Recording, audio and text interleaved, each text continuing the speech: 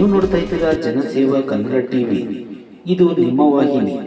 Press club council award 2024 ಪ್ರಶಸ್ತಿ ಪ್ರದಾನ ಸಮಾರಂಭ ದಿನಾಂಕ 31/8/2024 ಮಧ್ಯಾಹ್ನ 3ಕ್ಕೆ ಕನ್ನಡ ಸಾಹಿತ್ಯ ಪರಿಷತ್ ಚಾಮರಾಜಪೇಟೆ ಬೆಂಗಳೂರು. ಉದ್ಘಾಟನೆ ಡಾಕ್ಟರ್ ಲಕ್ಷ್ಮೀ ಶ್ರೀನಿವಾಸ ಗುರೂಜಿ, ಸಂಸ್ಥಾಪಕರು ಮತ್ತು ಚೇರ್ಮನ್ ಶ್ರೀ ಶಿರಡಿ ಸಾಯಿ ಭಿಕ್ಷಾ ಕೇಂದ್ರ ಬೆಂಗಳೂರು.